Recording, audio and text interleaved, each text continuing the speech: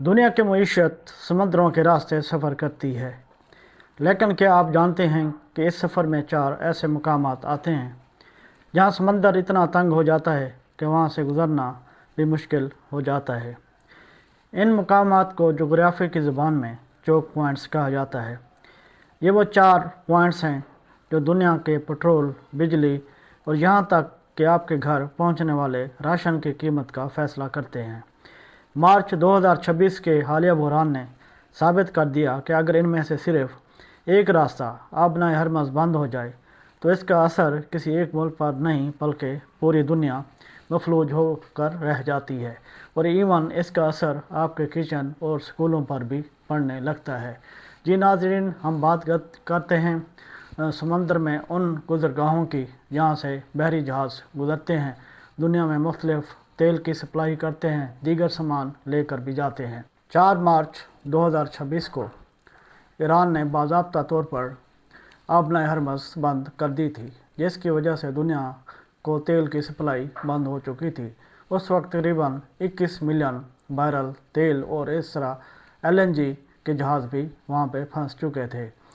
तो खारिज जजीरा जो खलीज फारिस में वाक़ है और ईरान के मरकज़ी इलाके के साथ 32 किलोमीटर दूर है, ये एक स्ट्रेटजिक बंदरगाह है जहाँ पे तेल के ज़खायर भी मौजूद हैं, तेल का इंफ्रास्ट्रक्चर भी मौजूद है, और इवन दुनिया को जितनी भी तेल की सप्लाई होती है वो वहाँ से की जाती है। तो यहाँ पर ईरानी तेल की कंपनियाँ भी काम करती हैं। तो इस वक्त वहाँ पे जो तेल की कंपनियाँ काम कर रही हैं, इसमें फलात आयल, ईरान आयल कंपनी शामिल है जो रोज़ाना 5 लाख बैरल खाम तेल पैदा करती है। इसी के साथ खारिज पेट्रोकेमिकल कंपनी भी शामिल है।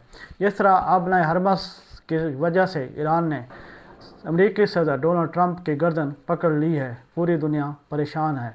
तो इसीलिए अमेरिका और इसराइल चाहते हैं कि किसी तरह ये गर्दन छुड़वाई जाए। तो दुनिया इधर से उधर भाग रही है, वो मुतबादिल रास्ते ढूंढने की कोशिश कर रही है।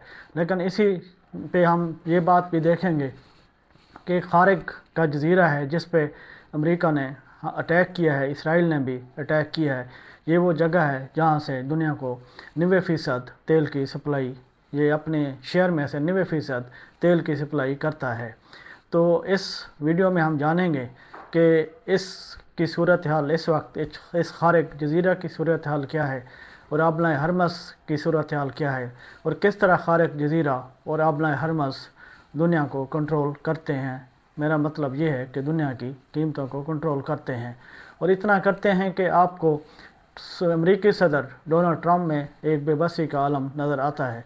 उसने हाल ही में एक ट्वीट किया है जिसमें उसने कहा है कि हमारे पास तो जेट फ्यूल वाफिर मकदार में है, अगर किसी को चाहिए तो जाके आबनाए हरमज़ से ले ले।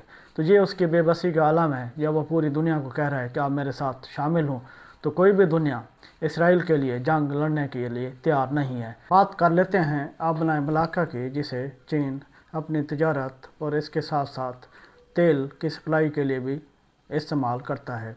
लेकिन आबनाए मलाका अब चीन के लिए एक खौफनाक ख्वाब बन चुका है, क्योंकि उसे डर है कि अमेरिका किसी वक्त अटैक करके इस रास्ते को भी बंद कर सकता है। अगर इसका जोग्राफिया देखें तो ये 800 किलोमीटर लंबी मगर सबसे तंग मुकाम पर सिर्फ 2.8 किलोमीटर चौड़ी आबनाए है। आलमी तिजारत का 25% और रोज़ाना 16 मिलियन बैरल तेल यहाँ से गुजरता है। ये हजम के लिहाज से दुनिया का सबसे बड़ा चेक पॉइंट है। चीन की 80% तेल दरामदात यहाँ से गुजरती हैं। बीजिंग को खौफ है कि किसी तनाज़े में अमेरिका इस रास्ते को बंद कर सकता है, जिससे चीन की मईशत चंद माह में घुटने टेक देगी। चीन ने CPEC और मुतबादिल पाइपलाइन पर 65 अरब डॉलर लगाए, लेकिन ये मलाका के हजम का सिर्फ एक हिस्सा ही संभाल सकते हैं। ये सिर्फ मददगार हैं, मुतबादिल रास्ते नहीं हैं। तो चाइना ने पाकिस्तान में भी CPEC के ऊपर कोई तकरीबन 65 अरब डॉलर लगाया है, और इवन ग्वादर पोर्ट भी उनके हवाले की गई है।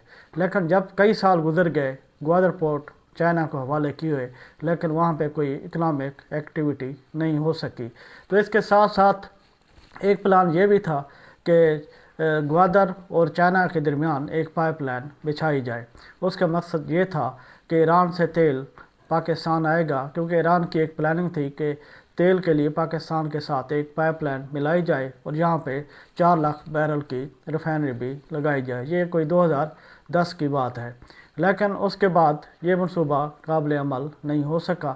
تو اس کے ساتھ ساتھ جو چائنا اور پاکستان نے ایک پلان کیا تھا کہ گوادر اور چائنا کے درمیان ایک پائپ لائن بچھائی جائے گی، اس پر بھی کام نہیں ہو سکا، کیونکہ یہ بھی مڈل ایسٹ کے سے تیل منگوانے کے لیے چائنا کے لیے ایک شارٹیسٹ روٹ بنتا ہے۔ کر لیتے ہیں نہر سویز اور بحیرہ احمر کی، بحیرہ احمر جس کو ریڈ سی کہا جاتا ہے۔ تو اس وقت یہ جو 2 متبادل راستے ہیں جس پر اگر آپ ابنائے ہرمز کو یوز نہیں کرتے تو ان راستوں کے بارے میں بھی کہا جاتا ہے کہ یہ بھی یوز کیے جا سکتے ہیں، کیونکہ پاکستان نے بھی ریڈ سی کے ذریعے کچھ جہاز سعودی عرب سے منگوائے ہیں۔ نہر سویز مصر میں واقع انسانوں کی بنائی ہوئی ایک نہر ہے جو ایشیا اور یورپ کو آپس میں ملاتی ہے۔ یہ راستہ بحری جہازوں کا سفر 7000 کلومیٹر کم کر دیتا ہے، جس سے تقریباً 14 دن کی بچت ہوتی ہے، لیکن یہ نہر بہت تنگ ہے۔ 2021 میں ایور گرین نامی جہاز کے یہاں پھنسنے سے پوری دنیا کی تجارت 6 دن کے لیے رک گئی تھی، جس سے روزانہ اربوں ڈالر کا نقصان ہوا۔ تو بحیرہ احمر یہ وہ ایک راستہ ہے جو نہر سویز کی طرف جاتا ہے۔ تو یہ جو سعودی عرب کی یمبو کی جو پورٹ ہے، یہ وہاں سے یہ راستہ پڑتا ہے۔ تو یہ بھی ایک متبادل راستہ ہے جس سے آپ آبنائے ہرمز کو بائی پاس کر سکتے ہیں۔ بحیرہ احمر وہ سمندر ہے جو نہر سویز کی طرف جانے کا واحد راستہ فراہم کرتا ہے۔ یورپ جانے والے ہر جہاز کو یہاں سے گزرنا پڑتا ہے۔ یہ عالمی تجارت کی مین شاہراہ ہے۔ 2023 سے 2026 کے دوران یہاں جہازوں پر حملوں کی وجہ سے ٹریفک 75% کم ہو چکی ہے۔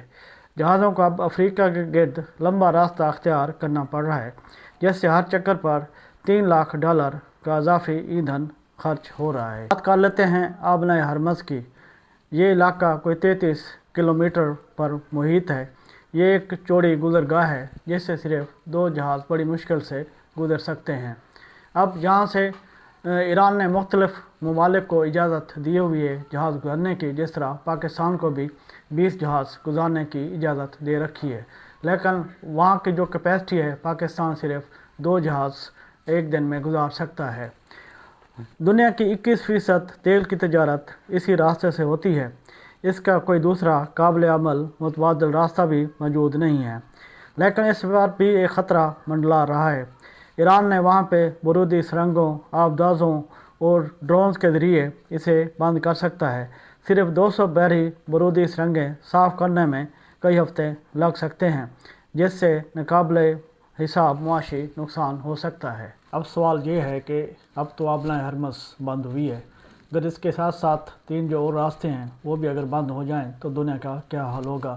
دنیا کس طرف جا رہی ہوگی؟ نہ دنیا میں آپ کو تیل کہیں پہ نظر آئے گا، نہ گیس ملے گی۔ صرف وہی ملک سروائیو کر سکے گا جس کے پاس تیل ہوگی، گیس ہوگی۔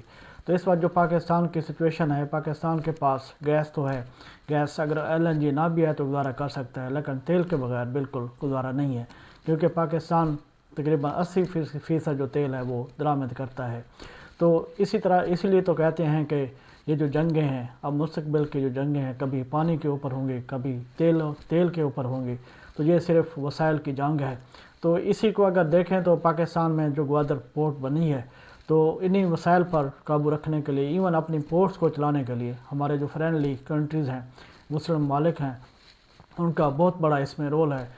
جو بلوچستان میں جتنی بھی انسرجنسی ہو رہی ہے، جو بھی حالات خراب ہیں، تو اس میں بہت سے ہمارے دوست ممالک کا بھی اس میں کردار رہا ہے۔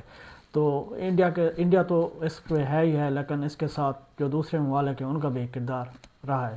تو جی ناظرین، اگر آپ کو ویڈیو اچھی لگی ہو تو ضرور اس پر کمنٹ کریں، لائک کریں اور شیئر کریں۔